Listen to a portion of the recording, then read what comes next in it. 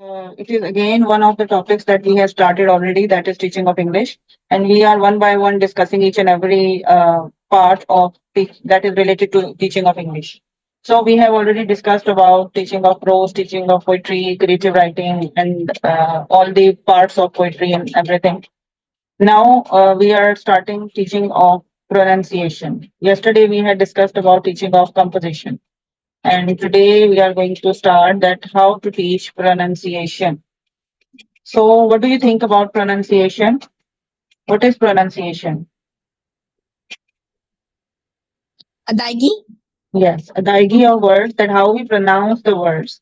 How do we utter the words? Utter का मतलब होता है हम अपने मुंह से अदा कैसे करते हैं. Utterance का मतलब होता है जितने भी हम words मुंह से अदा करते हैं ना या बोलते हैं हम, उसको एक बोला है मैंने जैसे तो वो एक utterance होगी. Two words बोले हैं तो वो second utterance होगी.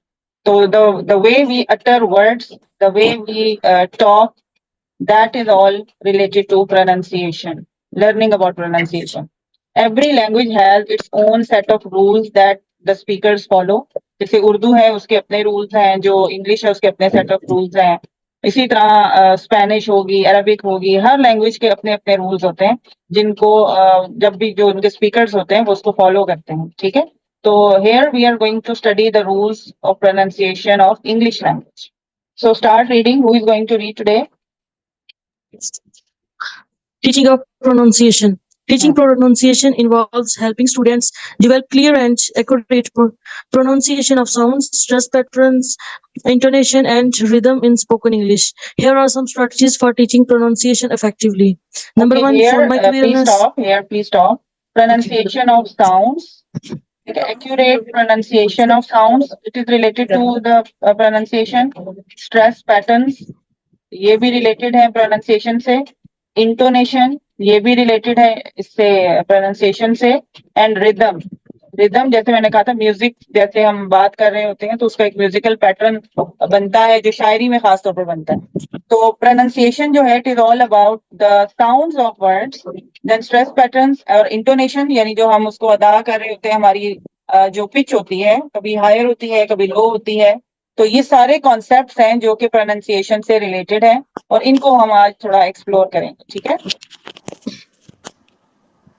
Number one, phonemic awareness. Start by teaching students the individual sounds, Phonemes of English. Phonemes. Yes. Phonemes of English and how they are represented by letters of or letter combinations. Next, what is phoneme? A phoneme is the smallest unit of sound in a language that can distinguish one word from another. Phonemes are abstract representations of sounds and are not always directly tied to a specific letter or combination of letters in the written language. For example, in English, the words bat and pet differ by only one phoneme, B versus P. Bat, pat, cat, fat, mat, cats, sat. Okay, stop. The word cat. So stop, please. So here, what we learned that phonemic awareness. It is one aspect. सबसे पहले, first of all, we need to learn in pronunciation. That is phonemic awareness. Phonemic awareness क्या है कि हमें ये पता हो कि जो letters हैं उनकी sounds क्या हैं. ठीक है. Start by teaching students the individual sound. Individual sound का क्या मतलब है कि एक एक letter की sound. ठीक है. एक एक letter की sound को हम क्या कहते हैं? Phonemes. जो हम सुन रहे होते हैं. ठीक है. हमने आइडेंटिफाई क्या करना है, जैसे किसी ने वर्ड बोला है स्ट्रगल, तो स्ट्रगल में मुझे एस की साउंड भी आए, ट की साउंड भी आ रही है, र की साउंड भी आ रही है, ग की साउंड भी आ रही है, एल की भी, और ई तो मुझे महसूस ही नहीं हो रहा स्ट्रगल में. ठीक है. तो जो मैंने जो लेटर्स मैंने आइडेंटिफाई किए हैं या जो साउंड्स मैंने आइडेंटिफाई किए हैं इनको कहते हैं phonemes. Right. You got my point. एक एक लेटर की साउंड जो आपके कान में पड़ रही है ना, जो आप सुन रहे हो, उसको कहते हैं phonemes of English language and how they are represented by letters and letter combinations. कि ये फोनेमिक अवेयरनेस क्या है कि एक आपने सुनने में आइडेंटिफाई कर लिया और दूसरा अगर लिखा हुआ आपको कहीं नजर आता है, वो उसका पर्टिकुलर एक पैटर्न है लिखने का जो स्लैशेस के अंदर हम लिखते हैं, उस तरीके से लिखा हुआ कहीं आए तो you are able to study that, you are able to identify कि ये स्लैशेस से क्या मतलब है, अगर इस पे डॉट्स लगे हैं तो क्या मतलब है, उसके ऊपर अपॉस्ट्रोफी लगी है तो उसका क्या मतलब है, यानी उसको रीड करना. Phonemic awareness is all about listening to the sounds. जो टारगेट साउंड्स है वो आपके कान में आ रही है, आपको आइडेंटिफाई हो रही है. सेकेंडली आप उनको पढ़ भी पा रहे हो, अगर रिटन फॉर्म में आपको किसी ने उसकी साउंड्स का कोई पैटर्न दिया है तो you are able to understand that. ठीक है. तो what is a phoneme? Phoneme is the smallest unit of sound, smallest unit, क्योंकि अब इससे छोटा तो यूनिट तो नहीं होगा ना।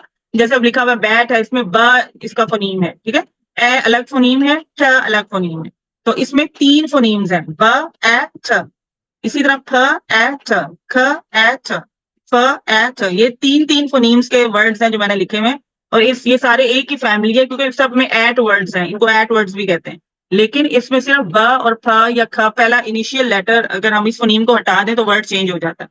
तो ये जो एक एक लेटर है ना, सिर्फ ये नहीं है कि ब ही इसमें फोनीम है, ए भी फोनीम है, ट भी फोनीम है, ठीक है। ये सब 3 फोनीम्स वाले वर्ड्स मैंने लिखे हैं।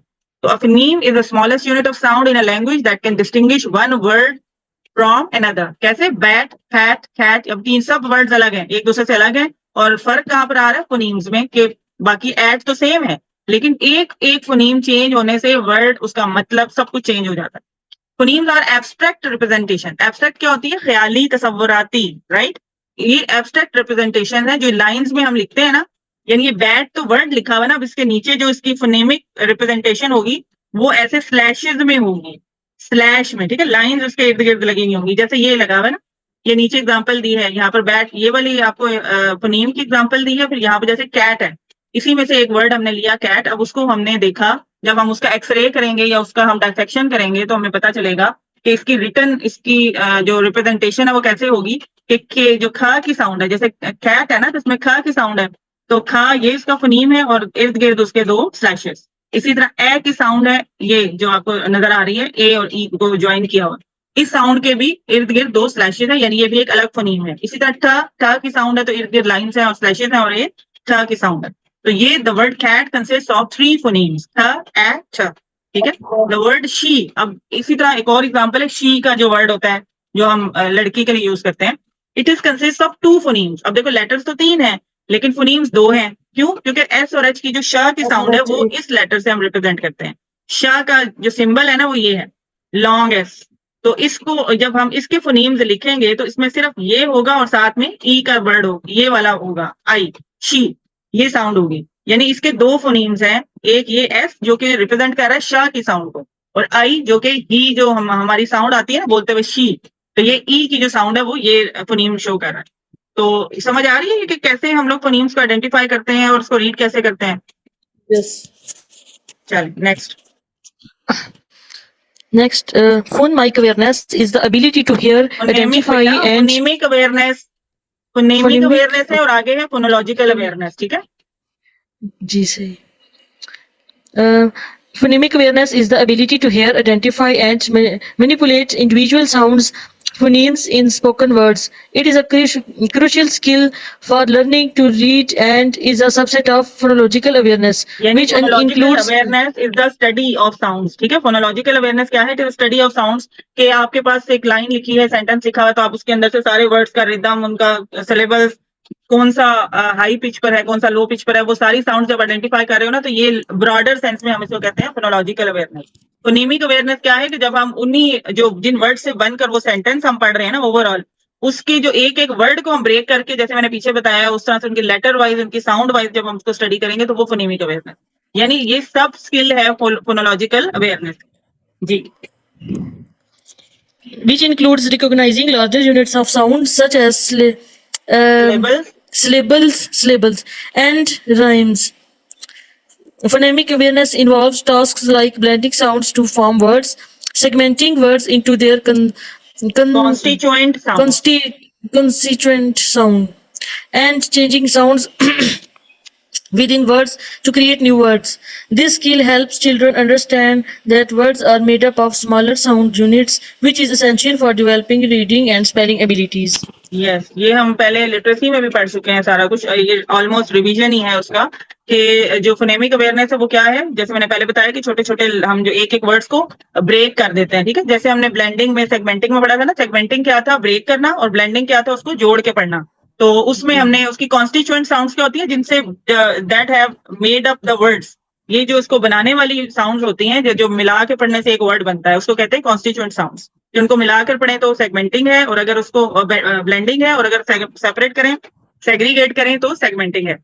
And changing sounds within words to create new words. और इसी तरह जब हम इनको आगे पीछे करके एक्सपेरिमेंट करते हैं तो उससे साउंड्स कैसे चेंज होती हैं, This skill helps children understand that words are made up of smaller units, which is essential for developing reading and spelling abilities. आप जब भी रीडिंग स्टार्ट करते हो तो ये फोनोलॉजिकल अवेयरनेस आप बच्चों को देते हो, उन्हें बताते हो, तभी वो सेगमेंटिंग और फिर ब्लेंडिंग करके फिर वर्ड्स को प्रॉपर रीड करना शुरू करते हैं। और वही लेटर जहां कहीं भी आएगा वो फोनीम, उसकी साउंड का उनको पता होगा, एंड दैट्स हाउ उनकी जो रीडिंग एबिलिटी है वो बेहतर होती है।